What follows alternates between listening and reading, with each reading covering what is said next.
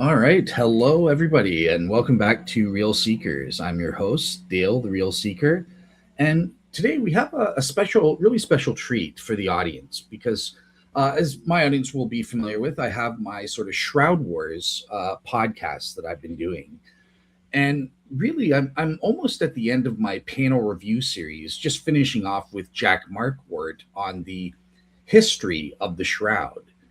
And on that front, I felt it would be great to bring on board Guy Powell because he's also done research specifically on this argument from art history and how that, ties into the historicity of the shroud and where it might have been. But before we get into the topic, Guy, you're not a stranger to the show, but I just want to kind of ask you, what have you been up to since the last time you were on my podcast?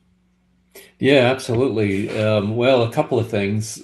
We organized the conference out in St. Louis, the Shroud Educational Endeavors Corporation conference on the Shroud, and had, I don't know, 80, I think it was, scientific presentations and about 450 people there. And so that was a huge effort and very, very informative.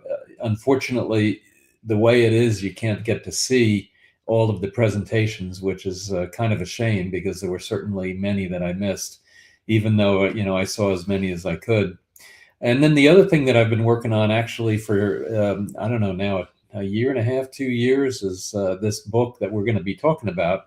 And it leverages actually some of the stuff with Jack Marquardt. He's an awesome historian, researcher, and he really, he knows his stuff. So, we'll be leveraging some of the stuff that he's done and go from there.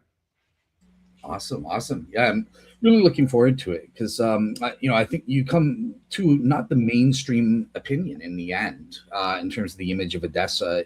Your findings have more been in line, I guess, with Jack Markwart. But just to sort of start off, do you want to just give the audience, for those who might not know, just sort of a contrast? What, in terms of the histories of the Shroud, what are the different main theories out there, first of all?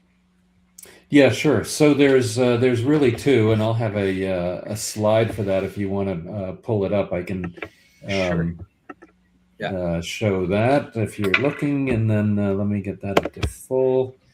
Um, Yeah. I'll let you do your yeah, presentation. Yeah. fantastic. So there's really, let me just go back a second.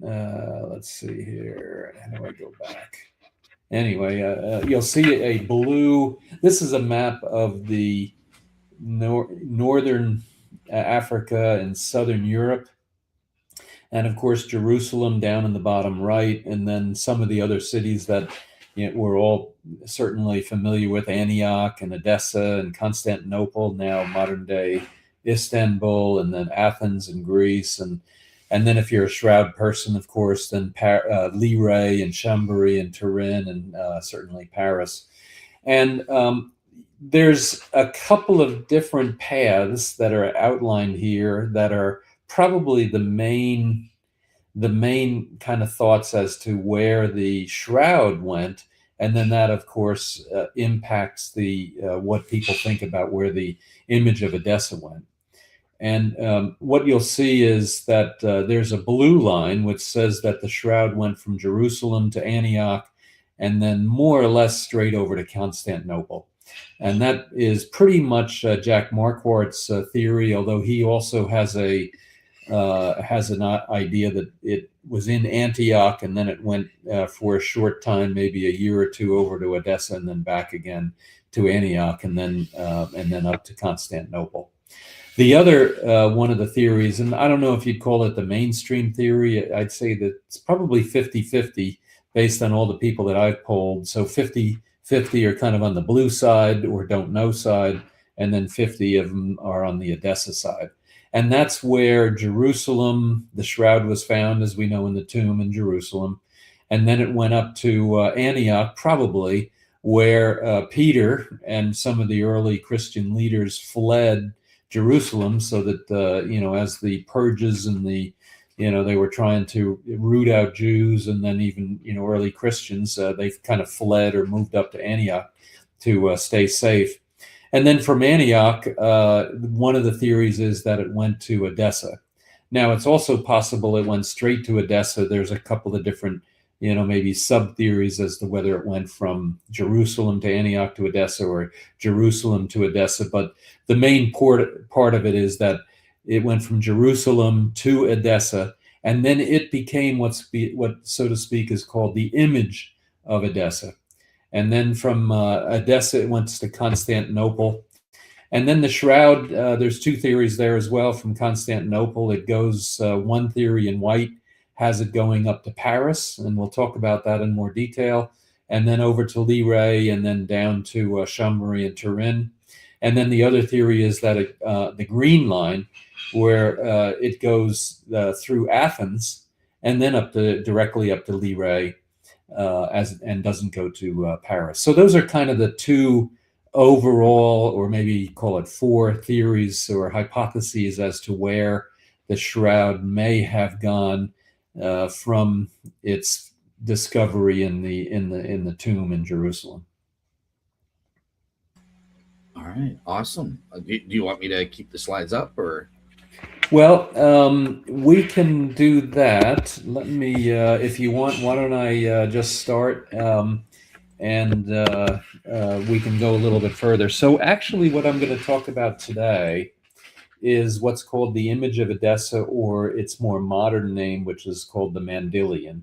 And Mandylion, I'll talk about what that means, but basically it means, a small washcloth, as opposed to the shroud being a large, 3.5 feet by 14.5 feet long burial shroud.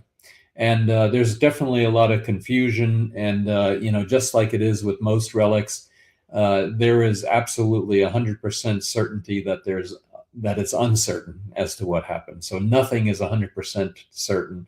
And of course, certainly controversial. Then there's a lot of deep held opinions, and all good, good opinions based on, facts as people see them. And, and I have a different interpretation of the facts. And now what I've done is study the Mandylion and what may have happened, and what some of the thoughts are concerning the Mandylion or the image of Edessa. Now, I'll use those two terms interchangeably throughout the presentation, but basically the image of Edessa and the Mandylion should be considered the same relic. Now, that's really important. Now, the second, the hypothesis, which I really started out trying to provide evidence for, was, are the shroud and the Mandylion one and the same? A lot of people, 50% of the people, think it is. So it followed the red path, so to speak, from Jerusalem, possibly to Antioch, and then through Edessa, and then up to Constantinople.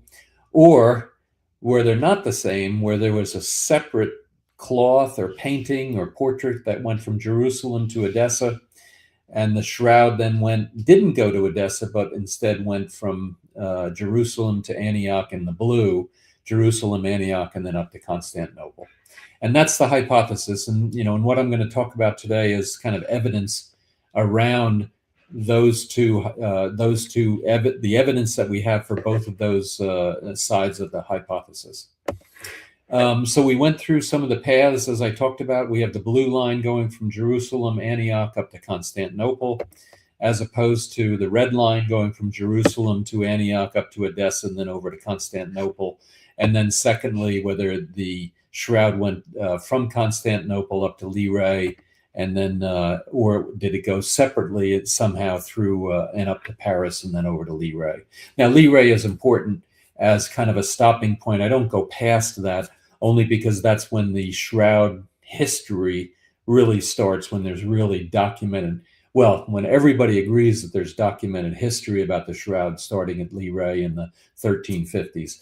Technically, I believe that there's a lot of evidence prior to that, but right now, Liray is kind of a stopping point, because everything after that is now influenced by the fact that the shroud is now more public and available to be seen by a lot of people.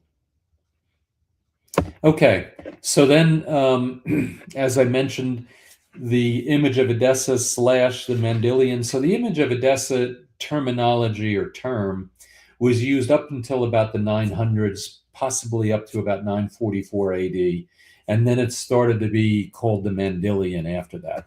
And what I'm going to do is kind of talk about this thing called the legend of the image of Edessa.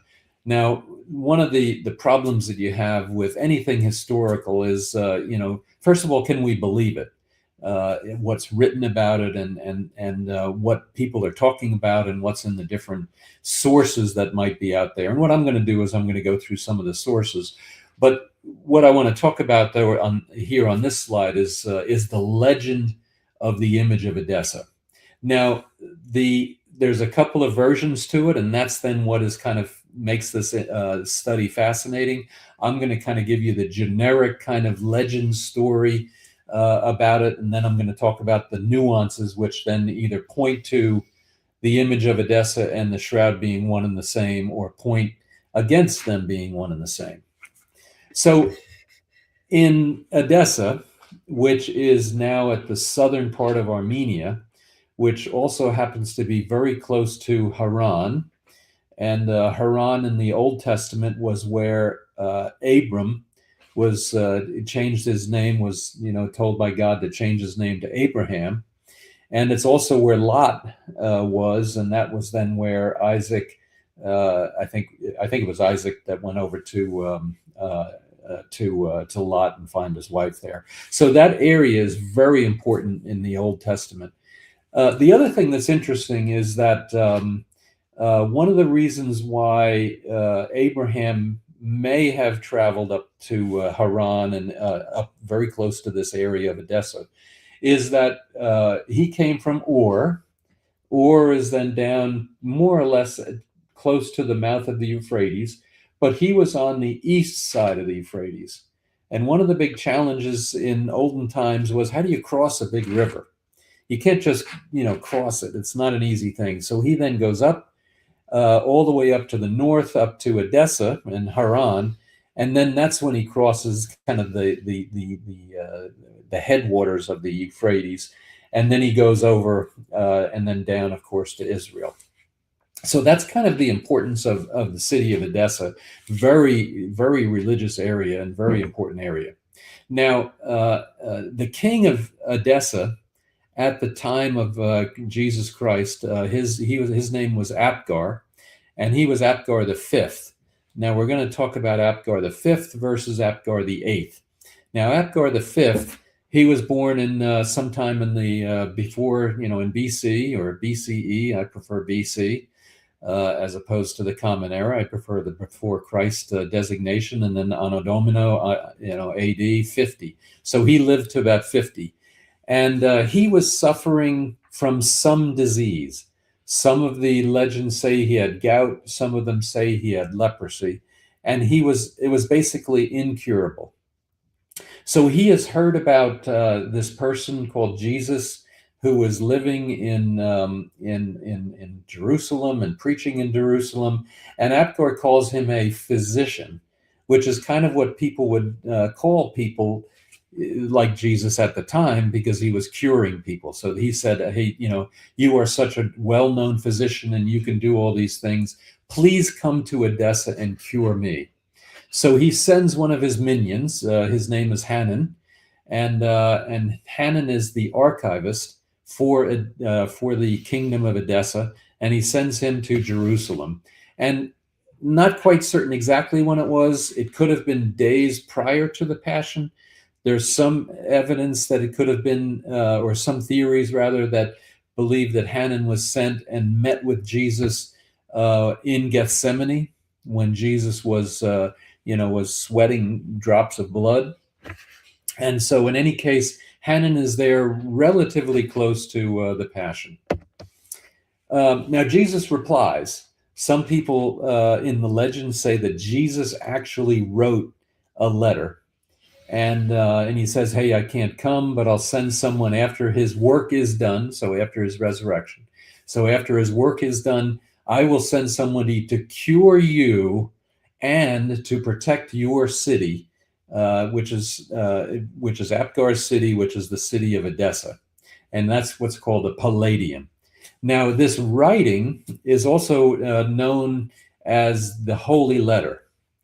And as you can imagine, if Jesus actually put pen to paper for this letter, then certainly that would be a holy letter, and that would be an incredibly important artifact and relic. And so, hopefully it would be nice if that was the case. However, there is no evidence that we know of where, other than this reference, that it's possible that Jesus actually wrote something in his hand.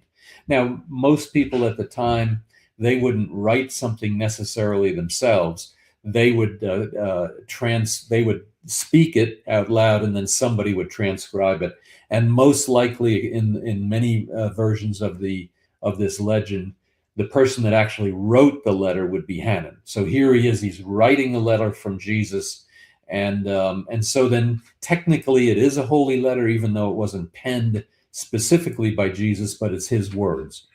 And so then his words then go back. Hanan takes those words back to Edessa, and then of course Apgar V, he then rejoices. Now the second part of the legend is Apgar V tells Hanan to paint a portrait of Jesus. I want to know what he looks like. I want to look on his face. I am ready to worship Jesus, because I believe he is divine.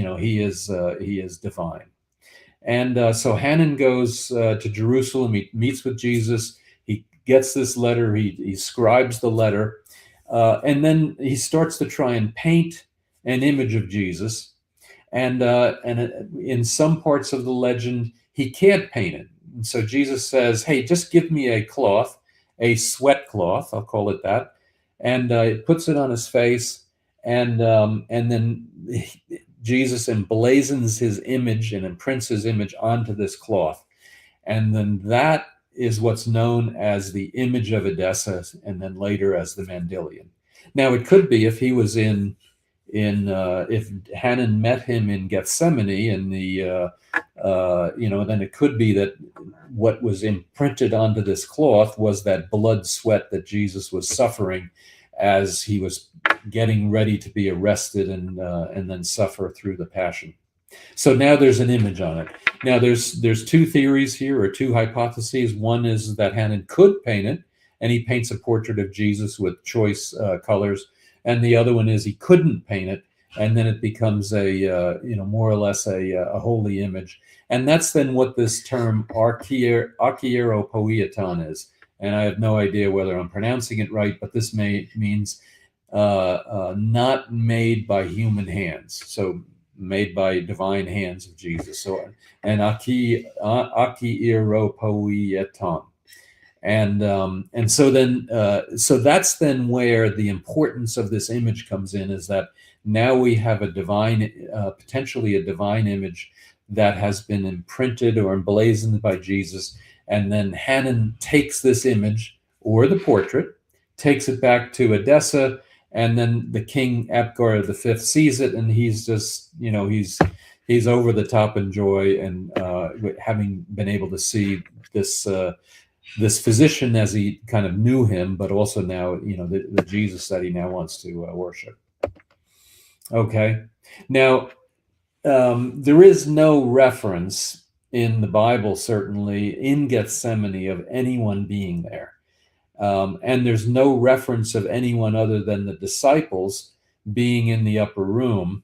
And so then that Hanan actually got a cloth that during the time in Gethsemane is, I'm going to put it down as a low priority. So, if you hypothesize that, I'd say that right now, there's relatively little evidence to support that hypothesis.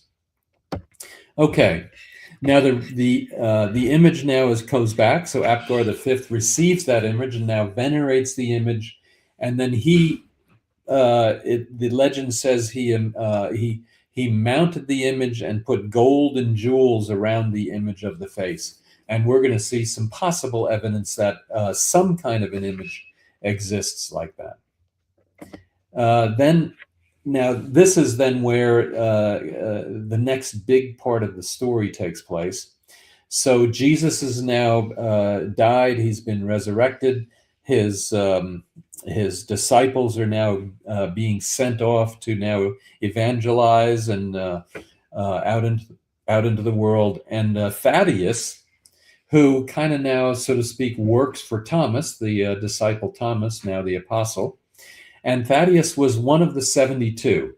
Now, there is no reference directly in the Bible of who the 72 were. However, there are various historical references, especially from Josephus, where he actually names the 72, and Thaddeus is number 13 in his list, as I recall. And so Thaddeus now is somebody that knew Jesus.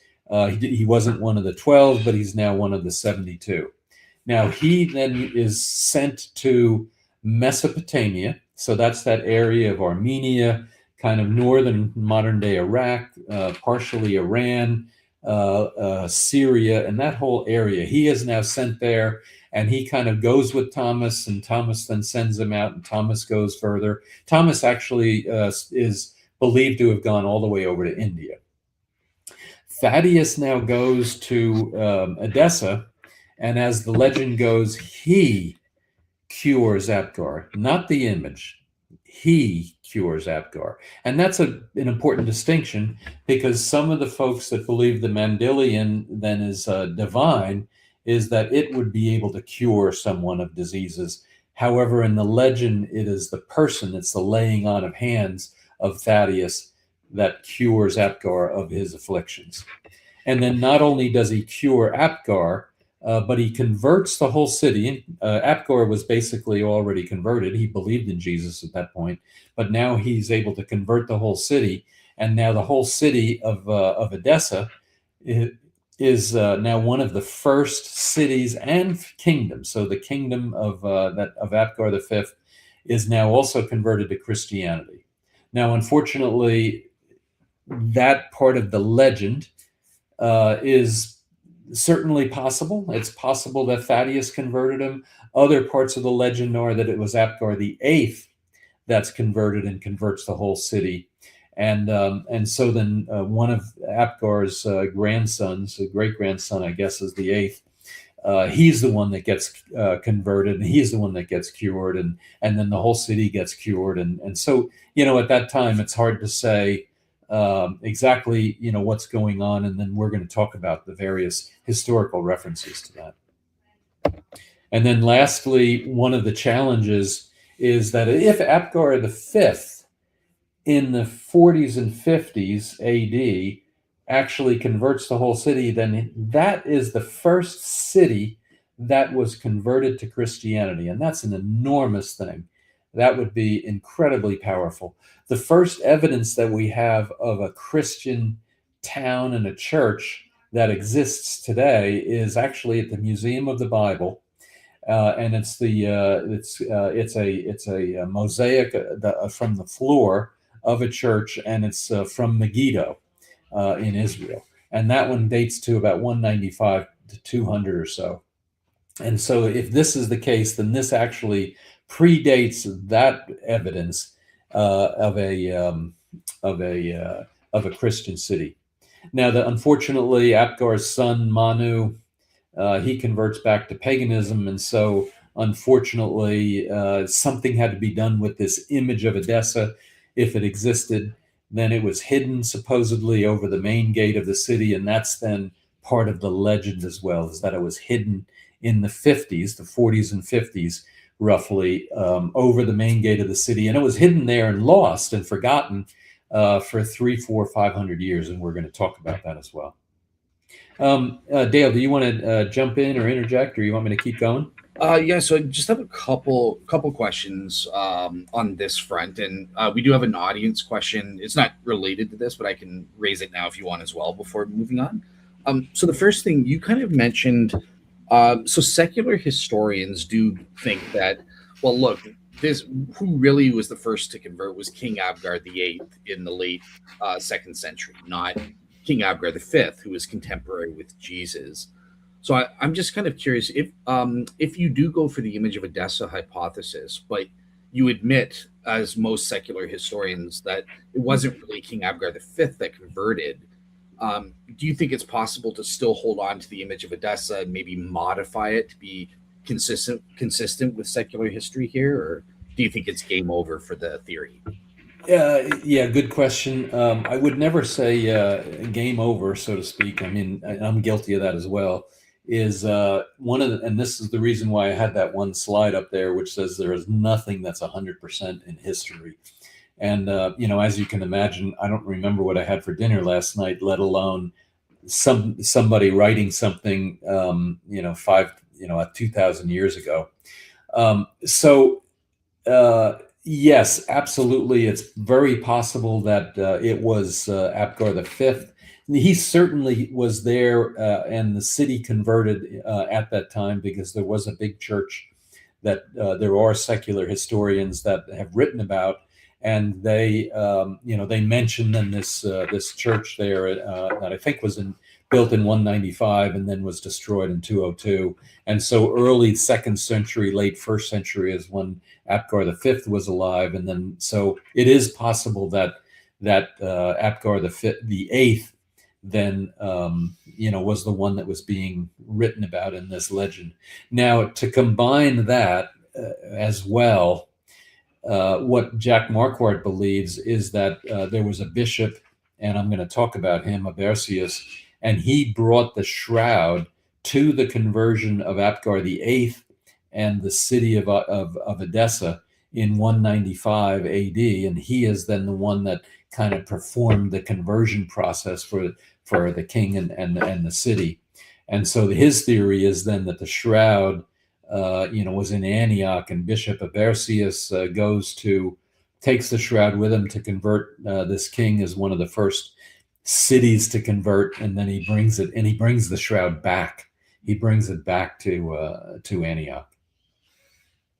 Gotcha. Perfect. Okay. And my second question, you mentioned that the image of Edessa, at least as laid out now, usually typically relies on this legend about King Abgar and that sort of thing. Now, I know that the earliest references to the Abgar legend comes from Eusebius, for example. But there, it doesn't talk about any kind of image or anything like that. It speaks of the king receiving a vision.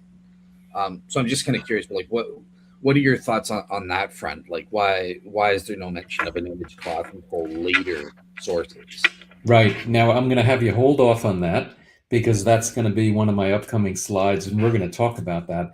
But just to kind of, spill the thunder here is that up until AD 500 or so, particularly 544 or so, there was no mention of a miraculous image in Edessa. And I'm going to show you the references that I have. Now, they're not necessarily secular historical references. They're certainly Christian references. And so, then to your point is, can we believe them? Are they, then they tainted or what have you? But nevertheless, all of the references that I have are about the fact that there is no miraculous image, archieropoieton, mentioned until after the 500s. Perfect. Yeah. Sorry to get ahead of you there. No problem at all.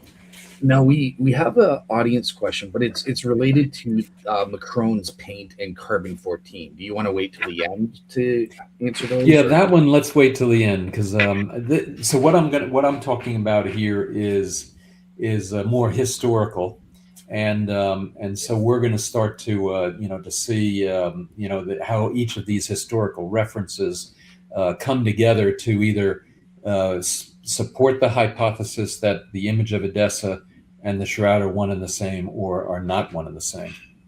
And I just realized, I had one more bullet here on this page, and that is, I mentioned here that the image was hidden after the 50s, roughly, when Apgar's son, the pagan Manu, became king.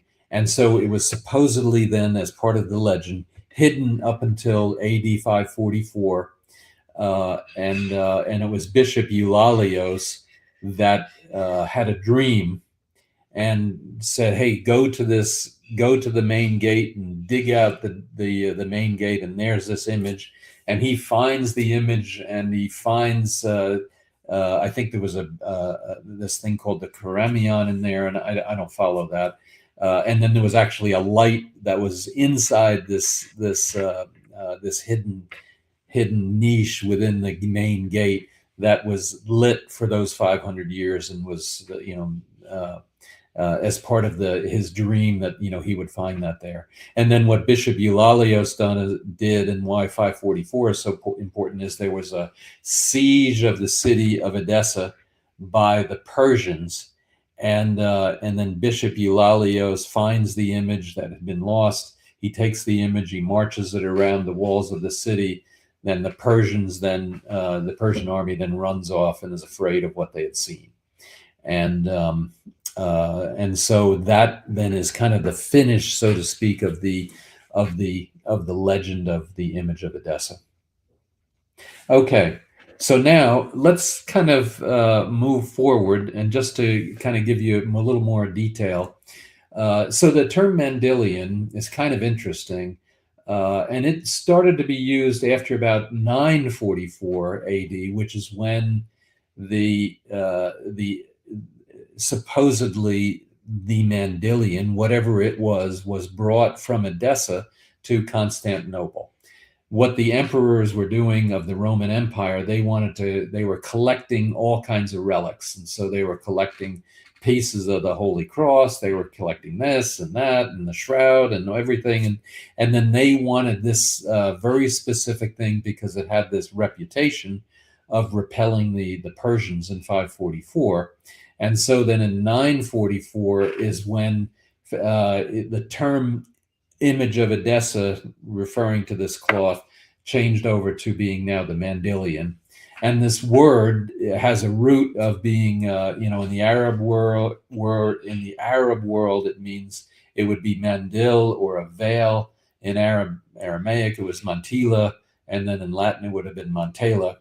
And so all of those refer to a small towel or napkin, implying that it is a relatively small cloth, not a large cloth. So it's kind of like a cloth that you would wipe your face with. It wasn't a 3.5 foot by 14.5 foot burial shroud. And so that's, that is kind of interesting. It suggests that maybe there was a misinterpretation of the cloth. Why is it, referred to even today as using a word that means small cloth, as opposed to the shroud being a large cloth?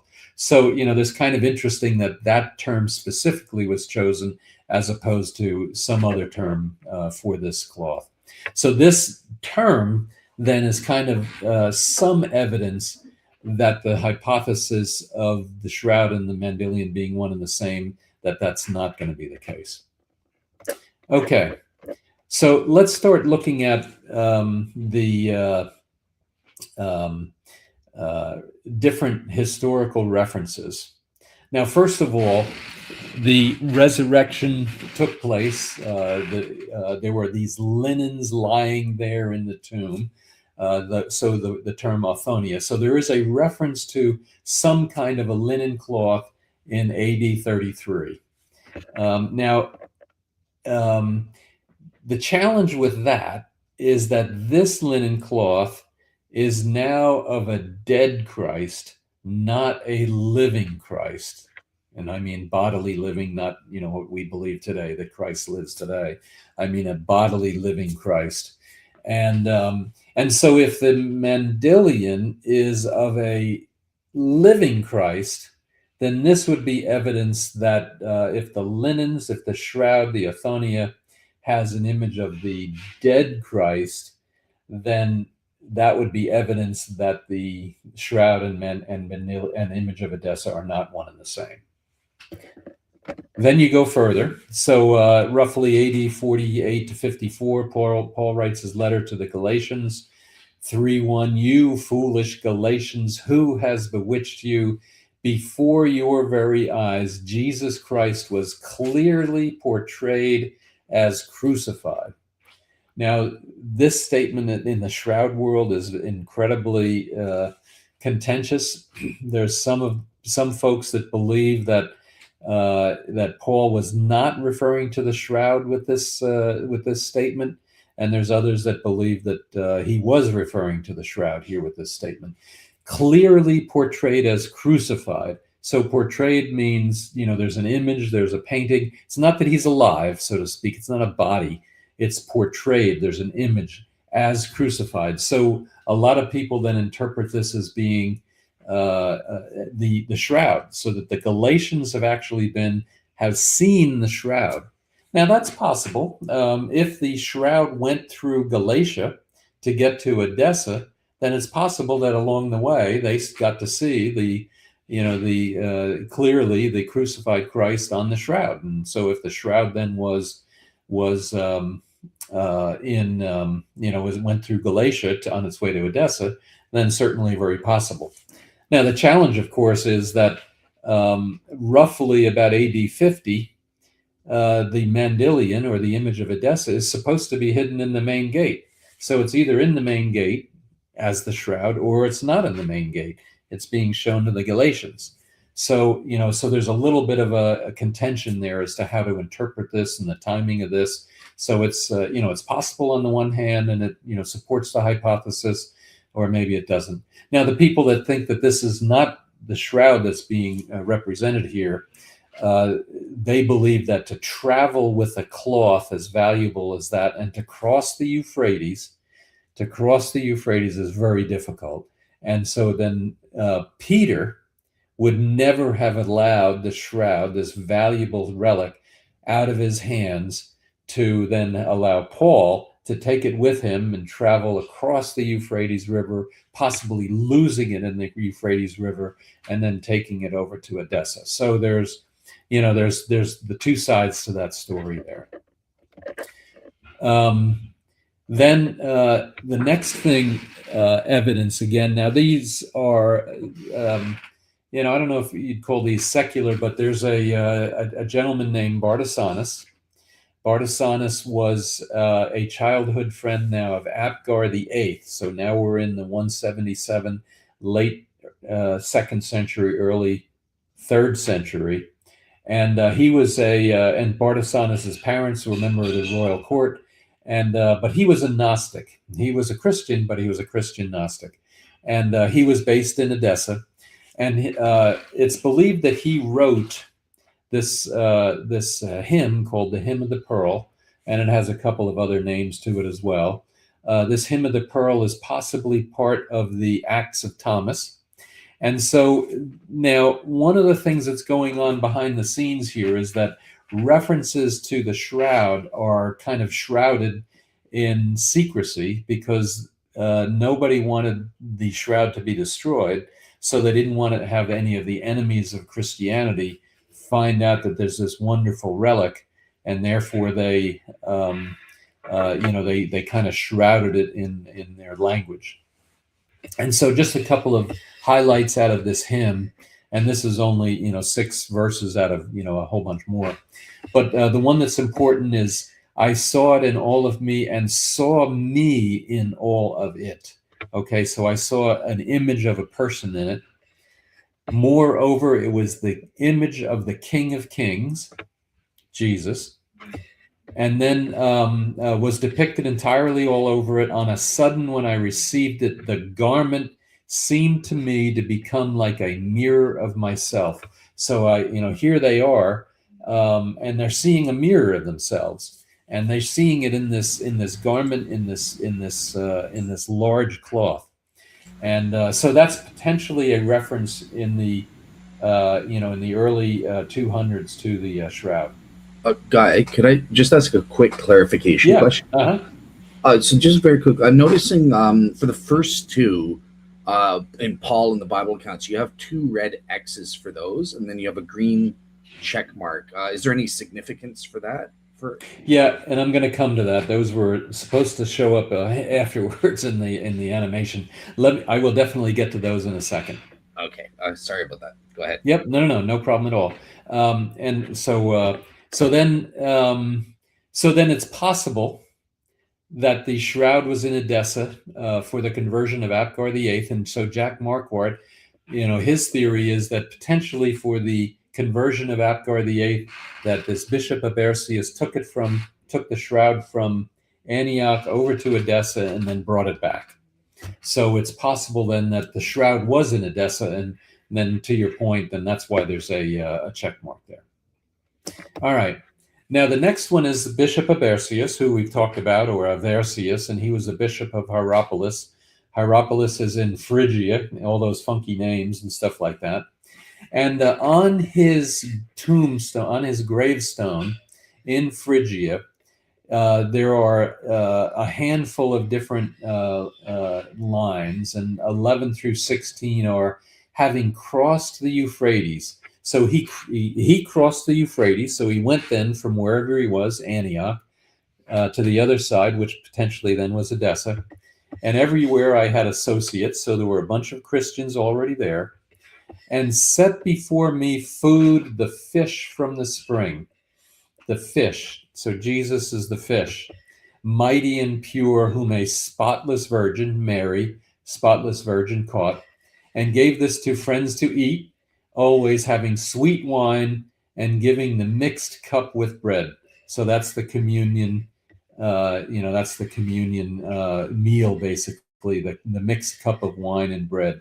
So it's basically hinting that there was that Jesus was there. There was a spotless virgin that caught him and the fish and gave birth to the fish, and then there was the communion. So this is potentially a reference that Bishop Abercius then took the shroud in roughly AD 190 over to Edessa and used that as part of his conversion ceremony of Apgar VIII in the city.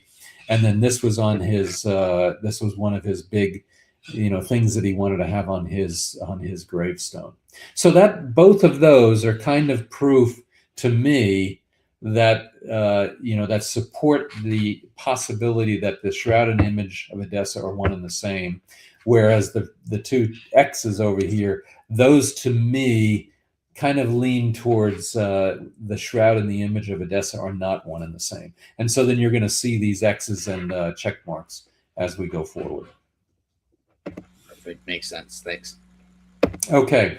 So moving forward now to AD 944, and unfortunately I cut this a little bit short, but up until, like I said, the 500s, there was no reference to the image being an akieropoieton. It was a portrait. If there was an image, it was a portrait, and it was painted by Hanan. And it was not a miraculous image where Jesus imprinted his face on it. It was only after 544. So now we're up to AD 944, and one of the big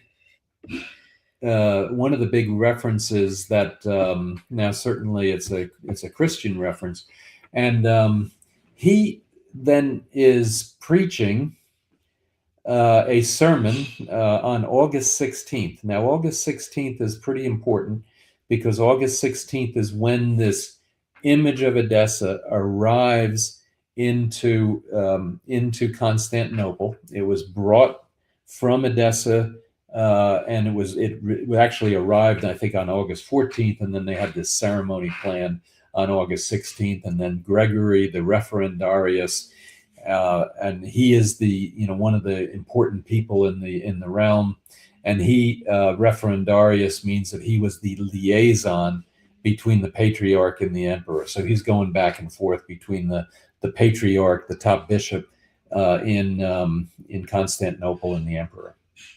Okay, so there's a couple of interesting things here, and this is where he is the one that really is the first one to confuse everything.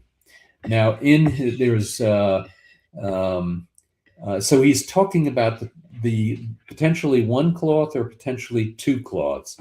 So, but Jesus, undergoing the passion of his own free will, believing that human nature fears death, indeed death comes upon the very nature that was made to live, taking this linen cloth, he wiped the sweat that was falling down his face like drops of blood in his agony. So that to me says that he was alive. It was a linen cloth. He wiped the blood swept from his face potentially and imprinted this image onto this cloth, and that became known as the image of Edessa. If he is alive, made to live, taking this linen cloth means that he still is alive. He wiped his face. It was not like somebody wiped his face on the dead body. He wiped his face on the live body, and he was still in his agony. So here we have confusion. All right, so that's one sentence there.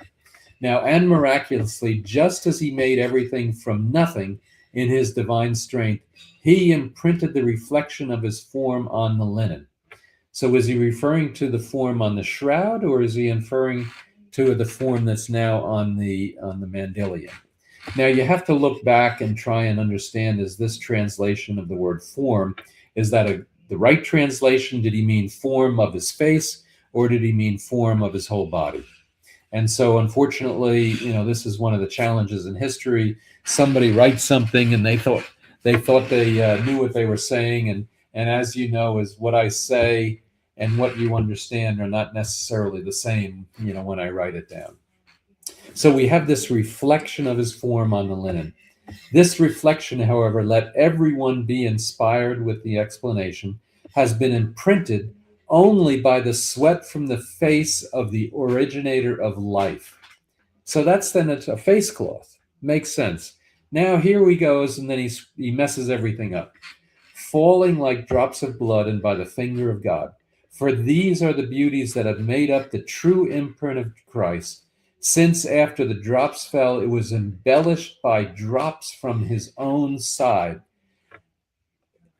The previous sentences talk about the sweat from his face and maybe a little bit of blood falling like drops of blood. And now he's talking about the drops from his side, from the wound that he received to verify his death while he was still on the cross. So why did he talk about the sweat from his face, the agony of what he wiped, and then now he's talking about something after death, which is the drops from his own side? Now he goes, which is interesting, both. Now to me, that means he's really saying, well, let me finish it off here. Both are highly instructive, both. Blood and water there, here sweat and image.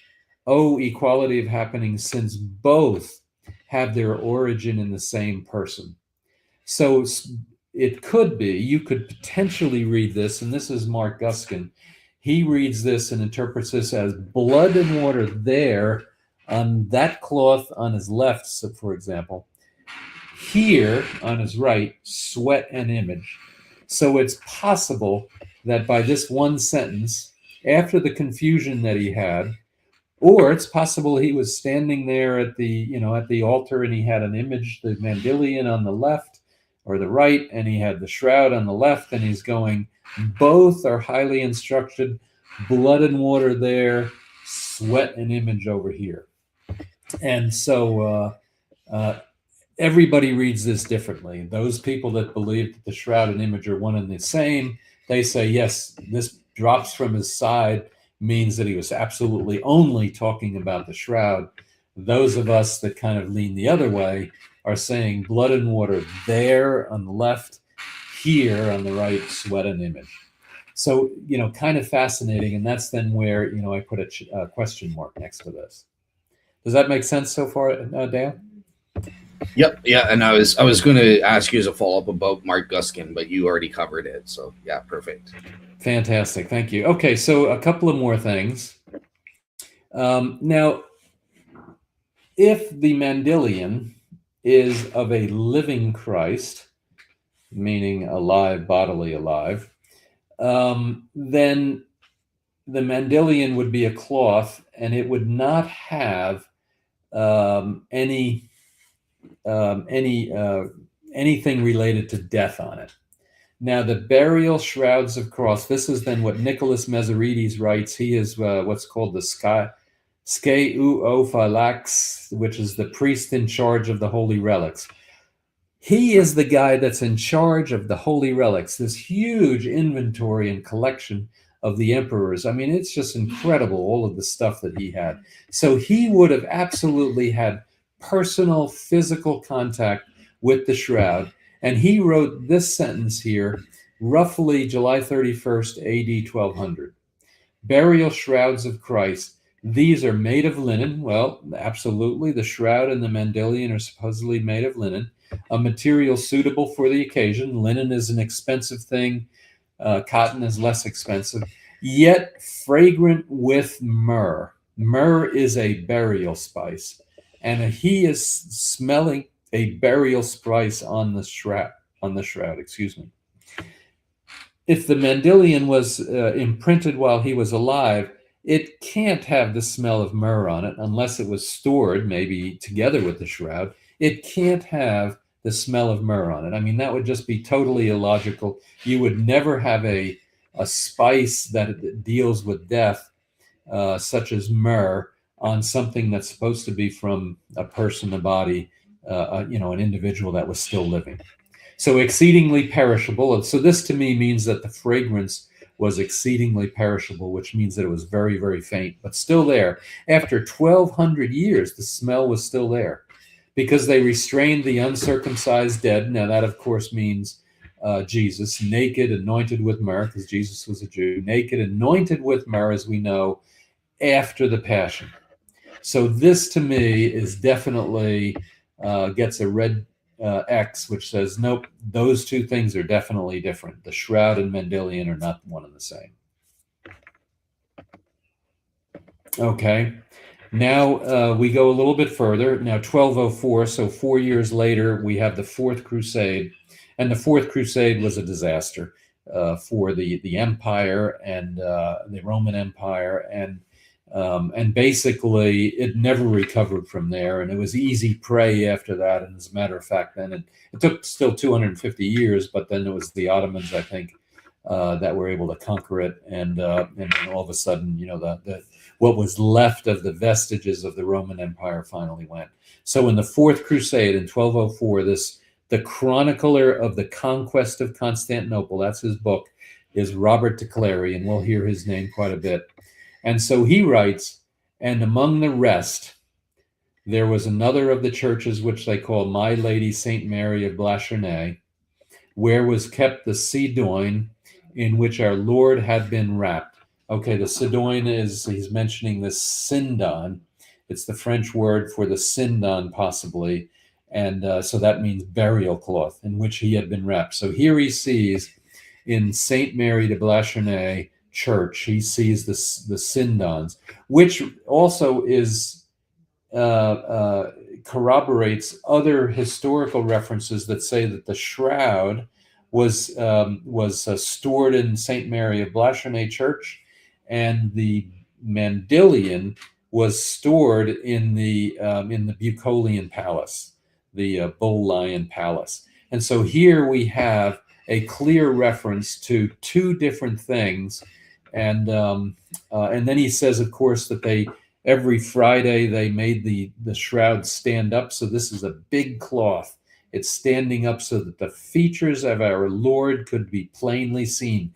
So that kind of is a reference that the whole thing stands up 6 feet high or whatever it is, and you can see the whole body. It is not a sweat cloth. Now, I should have also copied the other reference that he makes to the mandilion in the Bucolian Palace. So that one definitely then says, no, the shroud and image of Edessa are not one and the same. And be honest with you, then in the book that I'm putting together, and unfortunately it's turning out to be a huge book, is I have all of the references going then, which is Eusebius, for example, and then there's Egeria, there's Eutychus, I probably got 20 different references through different periods of time. And early on, the references that I have, none of them mention a miraculous image until we get to 544 AD. So my hypothesis is that, and I don't have that here to talk about, but it's kind of been mulling in the back of my mind as I'm putting all this together, is that in 544 A.D. the city was under siege, and they're going, oh man, we got to come up with something to scare these people off. And they say, hey, what about if we do a miraculous image? And so they have somebody paint an image, and then it gets marched around the walls, and they somehow let the Persians know that this is the divine image of Jesus Christ, and if you don't run off, you're going to be destroyed by Jesus, and by this palladium effect that I mentioned early on in the legend. So possibly that is where a hypothesis. Yeah, go ahead, Dale. So just to clarify on that theory, are you taking that in agreement with Jack, where this palladium was based off the image of God incarnate, or you're just saying they independently came up with this palladium image of Edessa? Well, and that's one of the other problems with history is that let's say that you have a historical document. Let's say that you have even something that Eusebius referenced. So Eusebius, in his writing, he wrote more or less what's called a chronicle. So he chronicles the history, the chronicle of the history of Christianity, and it's called Ecclesiasticus Histoire or something like that. And he writes a history, and he is translating from documents that were written in Syriac.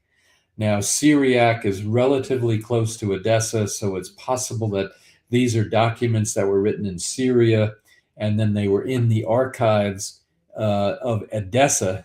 Copies of them were in the archives of Edessa. Now, one of the things is that the legend of Edessa is repeated by Eusebius. Now, the original writing of Eusebius has actually been lost, but there were copies made, and the copyists, the scribes that then made the copies, they may have embellished some of the text. And so one of the scientific theories is that the original writing from Eusebius did not have the palladium effect in it, and then it was the last sentence that somebody added later that said that this cloth or this image has a palladium effect. And so, and this is one of the challenges of history. Even though you get a writing, it may have been changed or modified. The original writing is most likely lost, so you only have different copies. And by the way, even the copies are the translations. So there's one document where there's a copy that's in one of the London museums, and there's another one that's in a Russian museum, and those two have differences, and yet they both claim to be copies of some historical document related to this and other things, and yet they don't agree on that. When you translate them, they don't necessarily agree on certain aspects of the story. So that's one of the challenges with history, is that you can't necessarily fully trust the writing that it hasn't been changed. And even in the Bible, I think it's Matthew, there are a handful of verses at the end of Matthew that most biblical scholars believed were added at some point, after the book was completed. So we see that, kind of all the time. Okay. All right. So just in terms of your own theory then, so for the first 500 years, I guess you would say it went to Antioch first.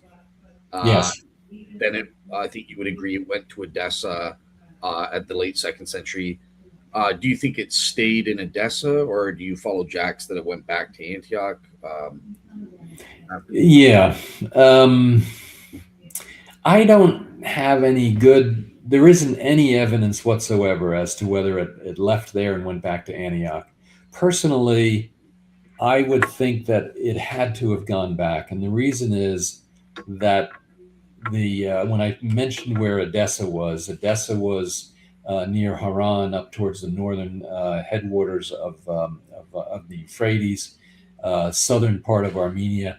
And the problem with that area was that is on the frontier between the Roman Empire and the Persian Empire. And what happened with Edessa is that even in the early 200s, I think it was, the Persians controlled Edessa for a year or two, and then the Romans took it over again. And then the Persians came back, and then the Romans took it over again. And so Edessa was on the frontier. And so why would I, if I'm a leader of the Christian church, why would I leave something this valuable in a city that is on the frontier and possibly could be lost to the to the enemy, so to speak, of the empire? Gotcha. Yeah. Okay.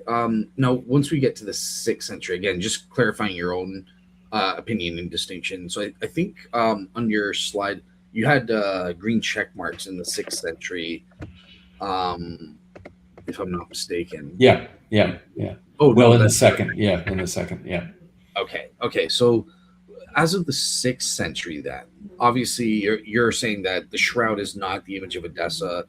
Do you have any clue as to where is the shroud then? Like, again, I don't know if you agree fully with that theory or if you have your own. Where's the shroud? No, I would probably say that I would agree more so with Jack than otherwise, is that it was in Antioch. And then at some point later, the shroud went from Antioch up to Constantinople. His theory is, I believe, that it went up there in 595 or so AD. And I haven't investigated that. Not that I shouldn't, and I do want to, and just reread his sources on that. And he's great. I mean, his historical references are just incredible. And but the focus right now, has been on the hypothesis: are they one and the same? And certainly, knowing where the shroud is certainly another piece of evidence that's important to the puzzle. Okay. Now, one thing I noticed you mentioned about one of the reasons you dismissed the image of Edessa as being the shroud is because it's called a small cloth, right? Where obviously the shroud is this large 14. Right. Now, you're of course aware that, well, Ian Wilson and others would say, but that's because the cloth is folded, so that's why it's talking about this small face-like object and stuff. So yeah. Like, why don't you think something like that could work? If it was folded, maybe they would have called it this kind of handkerchief or small cloth. Yeah, exactly.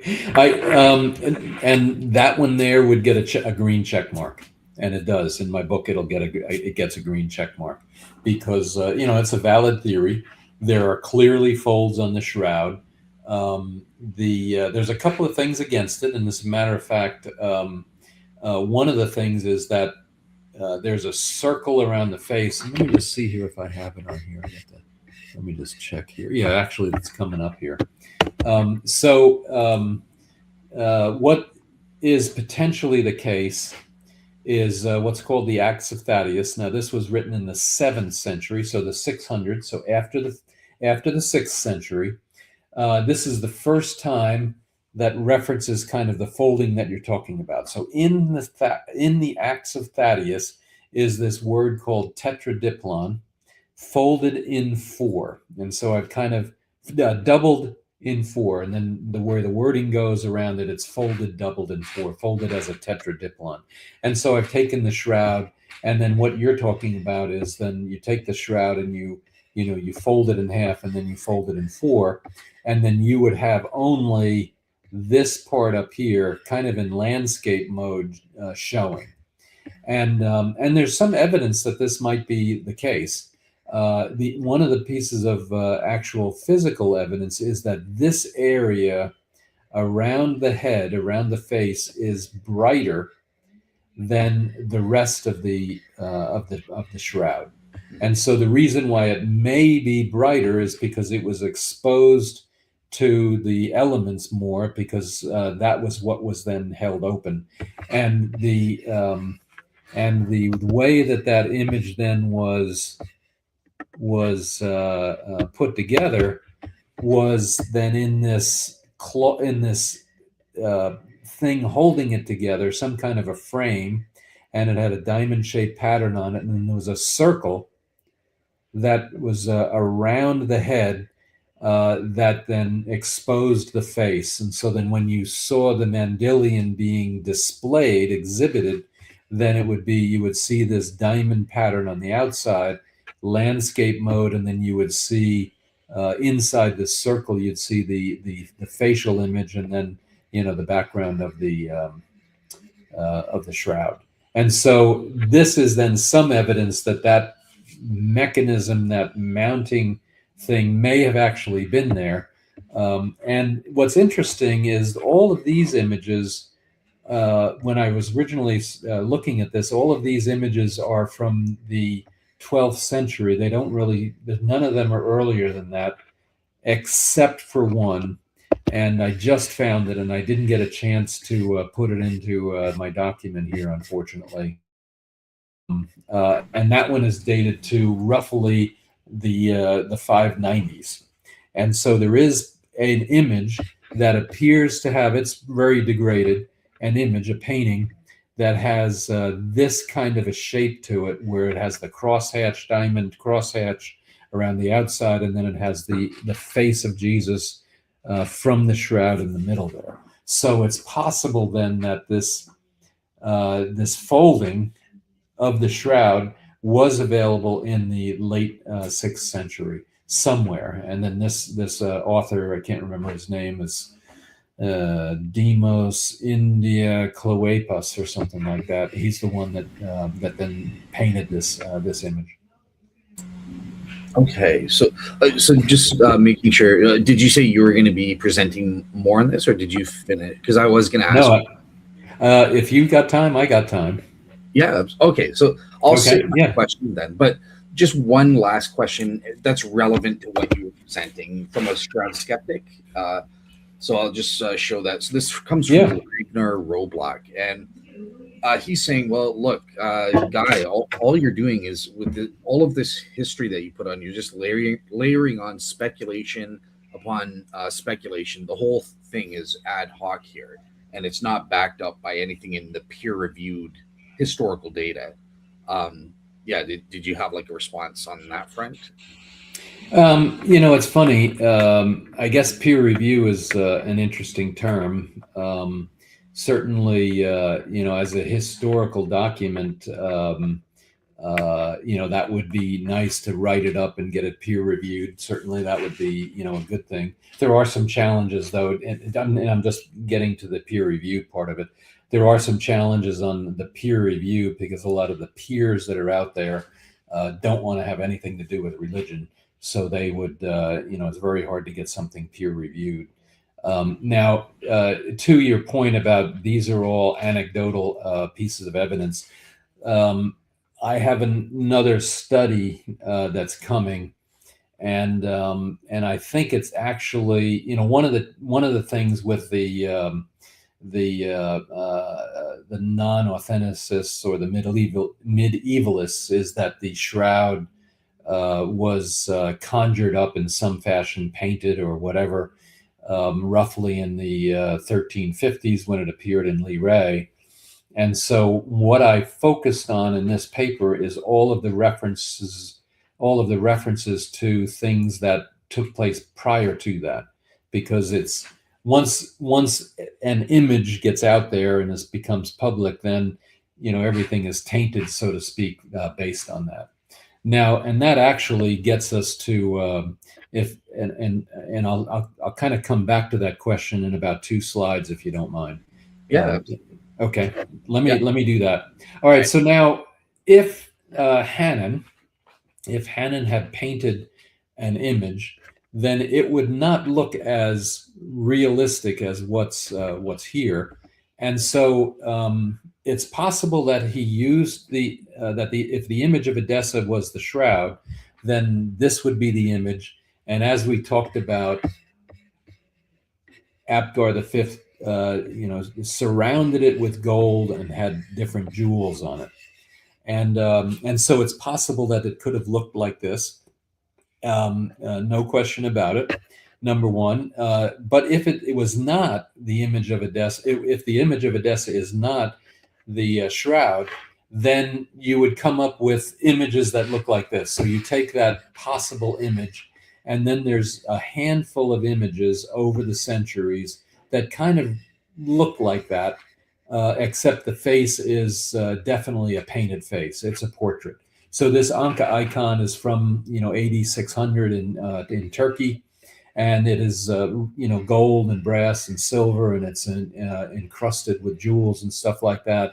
The image, the 800 image, roughly the Sancta Sanctorum in Rome, and then the Holy Face of Genoa and the Holy Face of San Silvestro, and then these other ones. They kind of have that look of the Anka icon in the 600s. Now, what's interesting is that in 944, there is a reference to copies of the Mandylion that are made, and there's also references to the image being mounted on a board, and we'll talk about that in a second. Mounted on a board, and so if you put those two pieces together, you have an image, a painted image of a face. And you can kind of, look at this and say, well, that's, more painted than where this is more anatomically correct. And then what's also interesting is both of these images and their owners today, the Vatican in this one and the Genoa Church in this one, they claim that their images are the original Mandylions, whereas the original Mandylion that was in the Bucolian Palace in Constantinople may have gone to Paris and then may have been destroyed during the French Revolution. And if we have time, I'll go through it, or maybe we'll go through some other stuff on a second session. All right, so this is kind of where I believe my hypothesis is that if the image of Edessa was a painted image, then these are references to that painted image. And these images here do not look really very much like the face of the shroud. And one of the things that I do is there is a guy named Paul Vignon, and he came up with 37 different markings that are found on the face of the shroud. And then if you see those on a painted image, then those markings would say that most likely, with a certain probability, that that painting then was using the shroud as its prototype.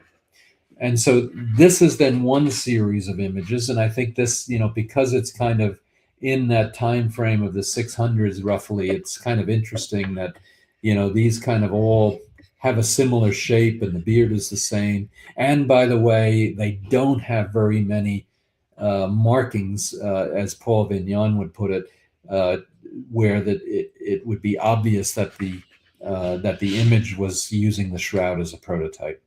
Okay, so now let's look at one of the best images, painted images of that, in my opinion, was using the shroud as its prototype, and this one scores the highest on those 37 markings. And it's got this thing across the neck. It's got the notch in the beard. It's got the little philtrum called out. It's got this tooth thing here underneath the lip. It's got what looks like bruising on one side, possibly of his cheeks. It's got the letter E, or the 3 on its forehead. It's got a part in the hair up here, and the hair is longer on the one side than the other. So if you look at all of those markings that Vignon came out, and then you score some of these images, turns out that this one is one of the highest scoring ones. And this one was painted in Palermo, Sicily, roughly in the 12th century. So this then says to me that, if you believe that there are markings and very specific things that are on the shroud, and you can find them on different paintings. And I've actually looked at 50 different paintings, and I've scored all of them based on Vignon's markings. And then it kind of says that, yes, these images may have been, it's evidence to the hypothesis that the shroud existed prior to 1350 because it was used as a prototype here. Now, go ahead, Dale. Oh yeah, I was just kind of curious about. Okay, so the Christ Pantocrator, based on the shroud. Shoot. Wow. Oh yeah. So with the Vignon markings, I'm kind of curious. Did you compare other figures in Byzantine art? Because from my understanding, Hugh Ferry's mentioned that Paul Vignon said that these same Vignon markings are found on the apostle. It's not just unique to Jesus. I know you've looked at all the artwork and stuff like that. Did you also look at these features in light of non-Jesus figures as well? Yeah, I did, but I will admit I didn't use a big sample there, and I could probably use a bigger one. That would be maybe the next round on that part of the book. So if you look at a lot of the images of emperors, you'll see quite a few of these markings, but not all of them. One of them is the long nose, and then there's other things, but there are a handful of these markings on the images of apostles and the images of of emperors and things like that. Now, what Vignon's theory is about that is that what other prototype did they have? So here we have an image of Christ from the shroud. Well, why don't we use that as a prototype for an image of Matthew, Mark, or John, or something like that? That's his theory. That's his hypothesis. It's reasonable. I haven't done any, I haven't done any investigation in it, so I can't say whether it's a good one or a bad one, but that is what his hypothesis is. Fair enough. Thank you so much.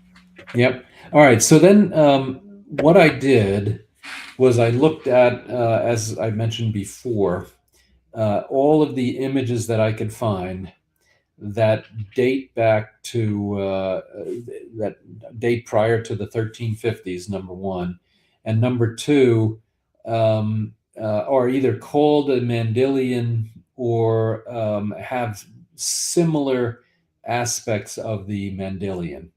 Now, what you'll see is, and compared to the other ones that are really, what I believe are better copies of the Mandylion, whereas these all seem to be copy or where they use the prototype of the shroud as their prototype. So you can see the split beard, the hair longer on one side than the other. Quite often, there's the little thing up here on the forehead. They've got the hair parted in the middle of the head, et cetera, et cetera. And all of these images of Jesus's face really follow the prototype of the shroud. Now, some of them have this crosshatch marking with the circle in the middle. Some of them here actually reference on the image itself Mandylion. So you'll see MAN, delta, I, lambda, whatever, and so Mandylion and Mandylion. So here, these folks here, when they painted these images in the 12th century, they're all saying that, hey, this is a picture of the Mandylion. And if you look at these are very, very similar and score actually very high to this one here, which is the highest one based on those Vignon markings. So to me, the hypothesis, and this is getting a little bit away from the hypothesis of the shroud and the image of Edessa being the same. The hypothesis that the shroud was known prior to 1350, this is reasonable evidence of that. And because these markings and these images all look very similar to the markings that are found on the shroud.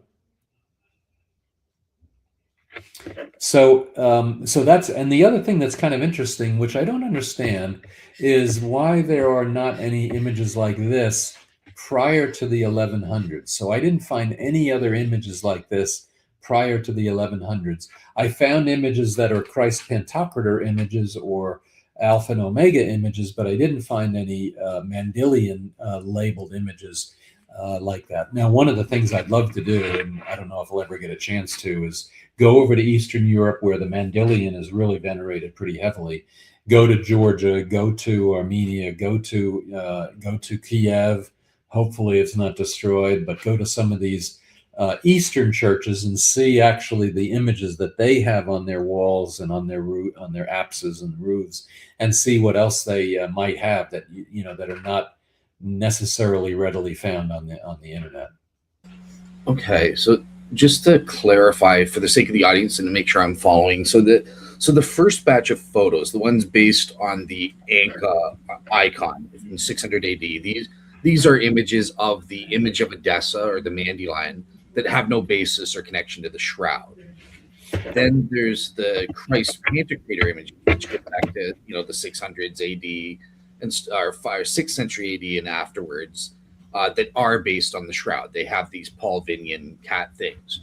And then you're saying what happens in the 1100s is that there are people painting the Dandelion or the image of Edessa, but they're kind of combining the shroud based Christ Pantocrator depiction of Jesus on it.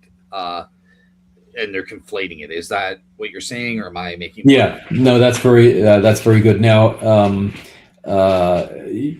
it just so happens that image was and I call it Pantocrator. I don't know what the right pronunciation is, but all of these are following and have many of the markings that Vignon identified. And so these, from a markings perspective, score relatively highly. So what this, to me, and if you're a medievalist and not an authenticist, then to me, these say that, first of all, that the shroud was known to the world prior to the 1350s, when it became publicly exhibited in Lille, France. And so that then, brings the history, in my mind, brings the history of the shroud now down to at least here the 1100s. And just to clarify, I guess what I was asking. So prior to the 1100s, when artists depicted the image of Edessa or the Dandelion, it wasn't based on the shroud. It was the first group, the Angkor icon based. Yeah, so those were the Anka icon, okay. And that's the Dandelion. Now there are many shroud images that are Christ Pantocrator images that go all the way back to the late 400s, that have similar markings and really have a face that looks like this. And now of course, they don't score as high because they, the medium was not, it was not able to reproduce all of these things. So there's a marble image that, has Jesus with googly eyes, but it's pretty, in my mind, it's pretty clear that it has similar markings to the shroud image based on the Vignon marking system. And so these Christ Pantocrator, as you're calling them, those images actually go back to the 400s, based on my research. And then prior to that, Jesus was portrayed as kind of a Greek with different hair and no beard and clean shaven, and usually with a lamb at its feet or over its shoulders. And then in the 400s is the first one that really then is based on the shroud, and then that then gets progressively better all the way up until the 1145 with this particular Christ Pantocrator. And then there's a split where the Dandelion somehow related and named images kind of go with this direction, where they have these curls and stuff like that, and then this crosshatch, and then they have the term Dandelion, and then the Christ Pantocrator and the Alpha Omega images go off in a different direction, and they follow then this prototype. Awesome. Yeah, thank you so much. Yeah, absolutely. It's just fascinating. One of the things that historians don't do is they read. I think there's a couple of things that the shroud world has not done, and I won't say that I'm great at it, but I'm making a foray into it, is taking the written documents that are available, and of course, with their inaccuracies, and then combining that with the history, which is, who was, the emperors and the kingdoms and the whatevers, and then combining that, more importantly, with the imagery. And then lastly, I haven't explored this yet, but it's one of my thoughts, is combining that with the types of Christianity.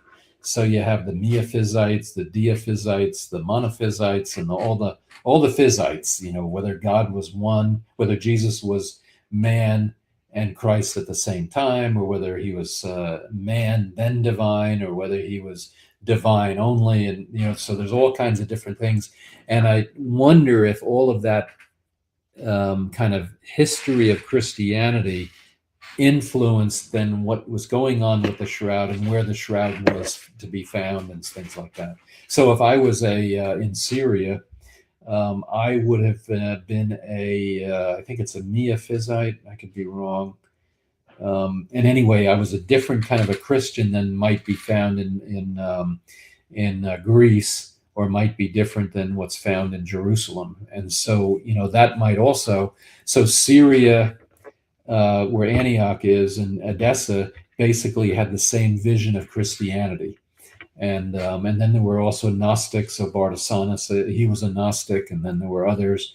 Thomas had a different vision of Christianity slightly than Paul did, and what have you. So all of those different visions, I think, influence potentially the history, but also then the art history as well.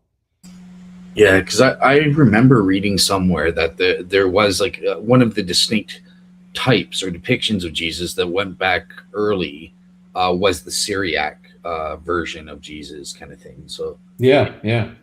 And if it was Syriac, then that's Antioch, and that's then where the shroud may have been. Makes sense. Yeah. Awesome. Yeah, absolutely. Let's see here. What else do I have here? Let's how much? Let's see. It's 4:00. What we could do is all right. There's some interesting stuff now. Now that we have, so to speak, the shroud in Constantinople, then there's some interesting stuff in probably another hour or more on the shroud after it leaves Constantinople, and after the Mandylion leaves Constantinople. So it may be sensible to do a second segment here.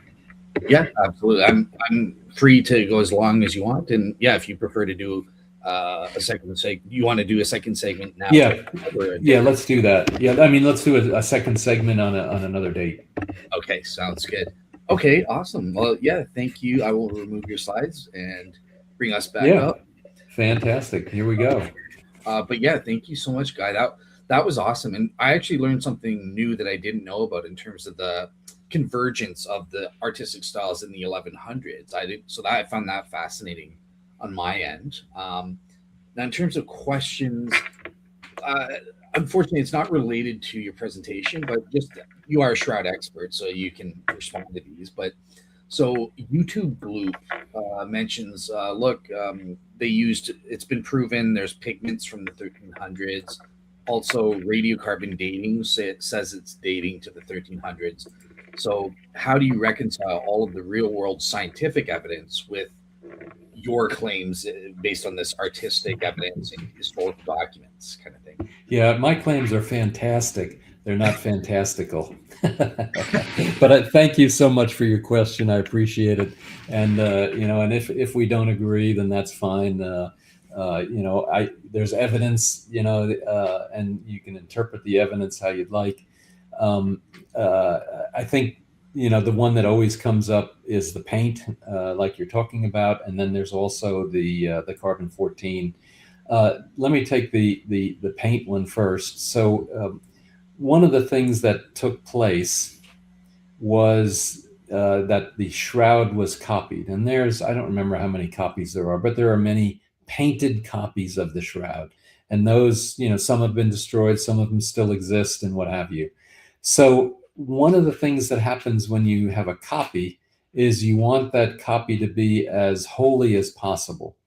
And so what you would do is one of two things. You would place the copy on top of the shroud, and then because it touched what it was believed to be a primary relic, that relic becomes a secondary relic. So you get into all this reliquary hierarchy.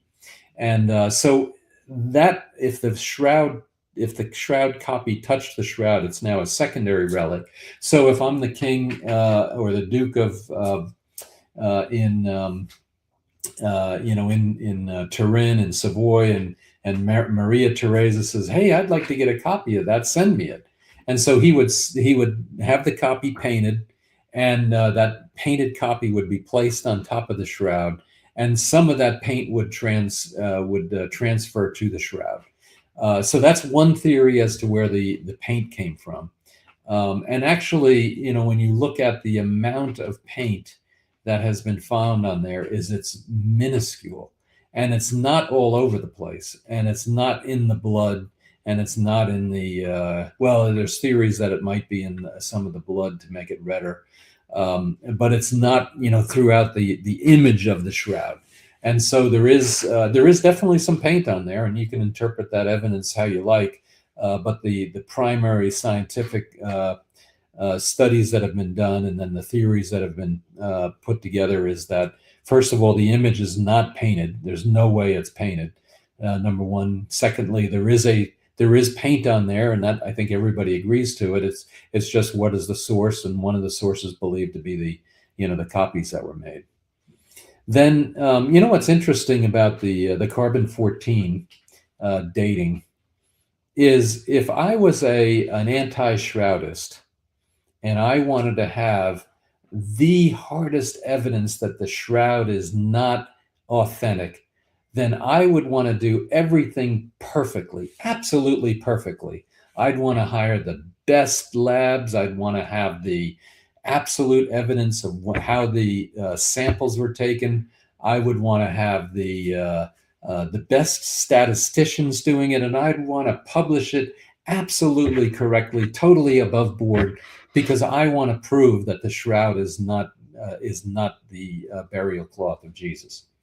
So, having said that, then we find that the labs probably did a good job. Their dating, their measurement, not dating, their measurement of the ratio of carbon-14 to carbon-12 on the samples that they received is probably good.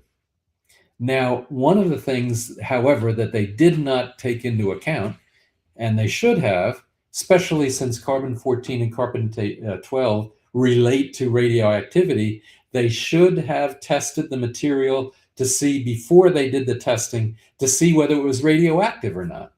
If it's radioactive, that invalidates their test. So how could you be a carbon dating lab that specializes in radioactivity and didn't test for radioactivity in the samples? So that's Giulio Fanti. He's saying, the labs absolutely tested the shroud samples, and most likely their results, ratio of carbon-14 to carbon-12, are correct, but their measurements are invalid because they didn't first test for radioactivity. Number one. Number two, if I wanted to make sure that people absolutely believed my testing was done right and that I did the statistics right, then I would have made the statistics available. Why did they hide the statistics for, 20 years, maybe 15 years? 1988 to 2002, I think. It's like 30 years or something. Yeah. 1988 to 2002 is, I think, when they were finally found out, or it could have been 2012. Why did they hide them? Why did it take a FOIA request to get them from the British Museum? And why were they done wrong? They were absolutely done wrong. These are scientists. These are people that know how to do statistics, and they did the statistics wrong. If I wanted to prove that the shroud was a fake, I would have done that in public. I would have published those things, and then let the answers and let the arguments run where they may. The statistics have been proven to be false. Mathematically, you can tell that they did not interpret the statistics properly. Okay, so right there, that basically says that that's two arguments against the radiocarbon dating, and there's other ones. The fact that they only took 3 samples, they should have taken more. They only sampled one area. There's clearly issues with that area. Blah blah blah. I mean, there's all kinds of reasons why what they did was not something for them to raise their flag on and say, this is absolutely, the shroud is definitely not, and here's the proof. If they had done everything above board, then they would have probably come out with, there's something wrong here. There's radioactivity in it. That's going to affect our carbon-14 and carbon-12 ratio estimation or measurement. We did the statistics wrong. Why didn't we do that right? Why did they not find the systematic error that was in there, et cetera, et cetera? Why did we only take 3 samples instead of the original, whatever it was, I think it was 7? And why did we only take samples from the corner? Why didn't we take samples from other places?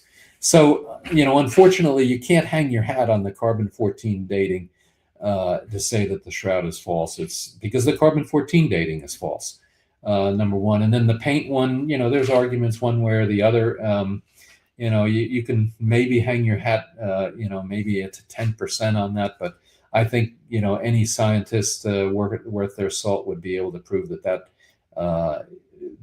my story of how the copies were made is probably what was going on there. And I just want to, I don't know what's private or not, but I'll just generally say that, Guy, you were actually the one sort of leading up this project to go after the Journal of Nature and get the paper retracted on the carbon-14 dating. So I know you did a public, what's it called? You did a public, trying to get support petition. Yeah.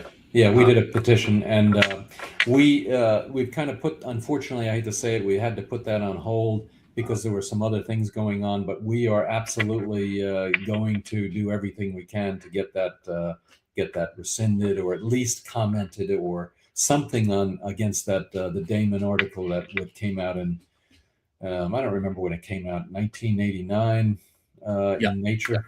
Yeah, I think it was February 89, and the original testing was done in October 88. All right. And last but not least, another Shroud skeptic, Ragnar, just again with the blood, he's asking, wouldn't it turn black?